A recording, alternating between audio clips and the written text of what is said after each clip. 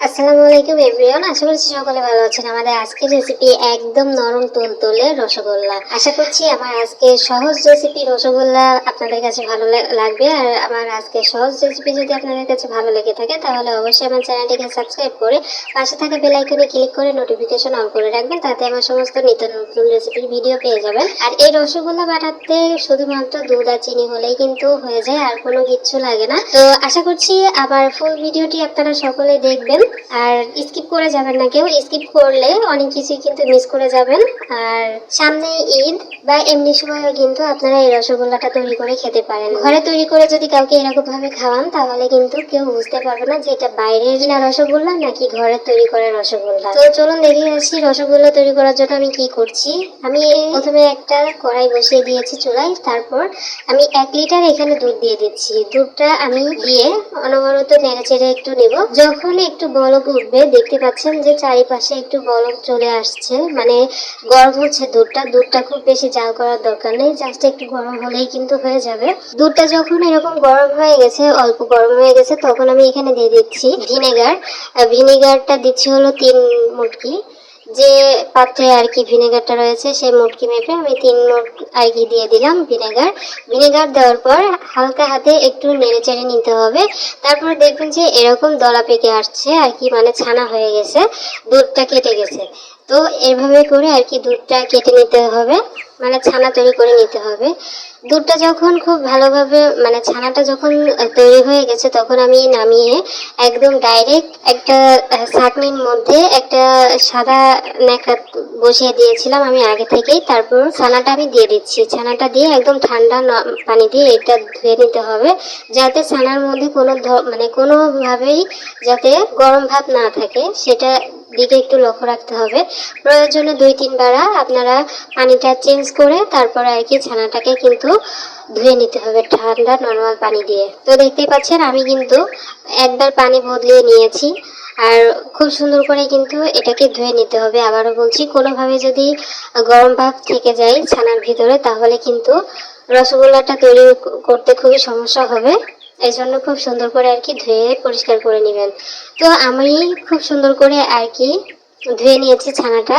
আর তারপর আমি ন্যাকড়াটা তুলে একটু এরকম গিট মতো দিয়ে তারপরে আর কি একটু হালকা হাতে প্রেস করলে দেখা যাবে যে ও ভিতরে যা পানি আছে, মানে ছানার ভিতরে যে পানি আছে সেই পানিগুলো কিন্তু বের হয়ে আসবে।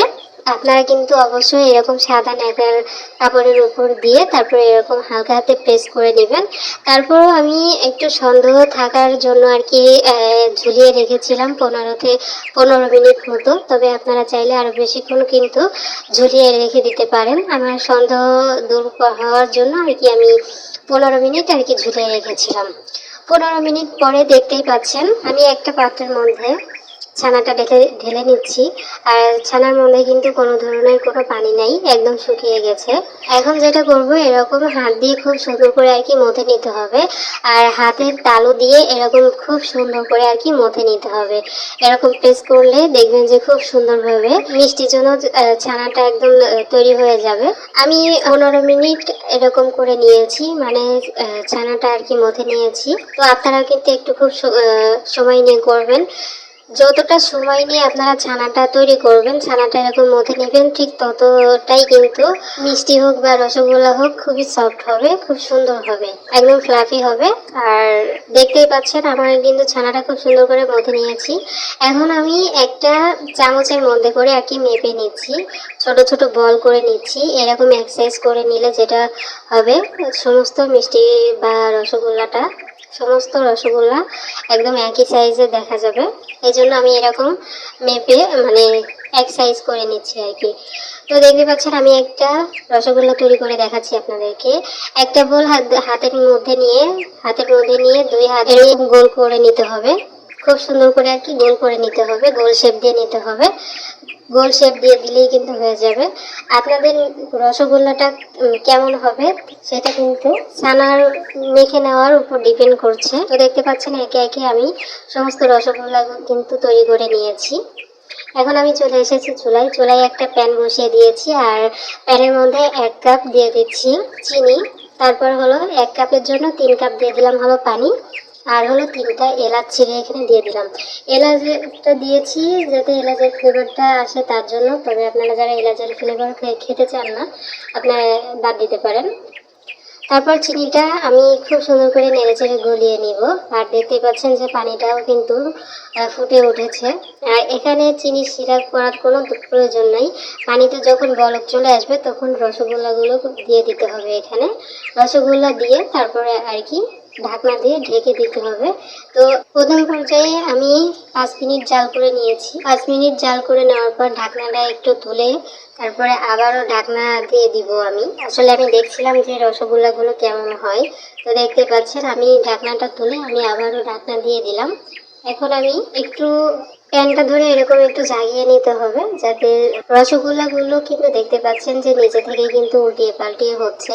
আপনার ছানাটা মথে নেওয়ার যদি ভালো হয় তাহলে দেখবেন যে এরকম রসগোল্লাগুলো একদম ফুলছে এবং নিচে থেকে কিন্তু উল্টে পাল্টিয়ে মানে সিদ্ধ হয়ে যাচ্ছে রসগোল্লাটা। তো দেখতে পাচ্ছেন এরই মধ্যে কিন্তু রসগোল্লা ফুলে একদম ডাবল হয়ে গেছে। তো আমি ঢাকনা খুলে আবারও একটু নেড়ে চেড়ে নিচ্ছি। নেড়ে চেড়ে নেওয়ার কোনো প্রয়োজন নেই, তারপরেও আর কি একটু খুন্তির সাহায্যে নেড়ে নিচ্ছি।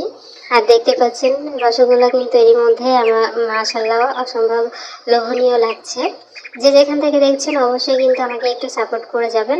আর একটা কথা বলতে আমি ভুলে গেছি, সেটা হচ্ছে আমি প্রথম পর্যায়ে যেভাবে চুলোর আঁচটা আর কি বাড়িয়ে রেখেছিলাম, একদম হাই ফ্লেমে রেখেছিলাম, এখনও মানে একদম শেষ পর্যন্ত আমি হাই ফ্লেমেই রেখে তারপরে আর কি রসগোল্লাটা কিন্তু রান্না করে নেব।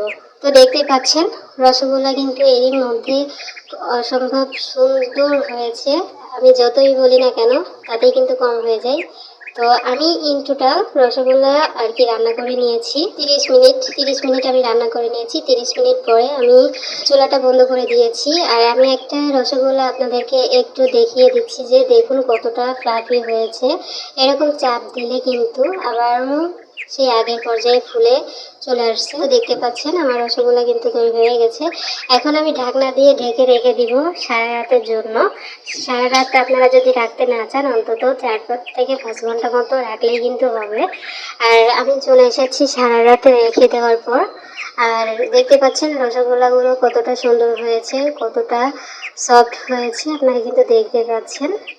তো রসগোল্লার বৈশিষ্ট্য হলো এরকম চাপ দিলে আবারও সেই আগের পর্যায়ে চলে আসবে, এটাই হলো রসগোল্লার বৈশিষ্ট্য। তো আমি ঢেলে নিচ্ছি একটা পাত্রে। সব রসগোল্লা কিন্তু একদম পারফেক্ট হয়েছে, খুব সুন্দর হয়েছে। আমার কাছে তো ভীষণ মজা লেগেছিল। আর এই রসগোল্লা বানাতে দেখলেন আপনারা যে খুব বেশি সময় কিন্তু লাগে না এবং খুব বেশি উপকরণও কিন্তু লাগে না। আর কতটা সফট হয়েছে, কতটা নরম হয়েছে সেটা কিন্তু আপনারা দেখেই বুঝতে পারছেন। আসছে ঈদে আপনারা কিন্তু ট্রাই করতে পারেন।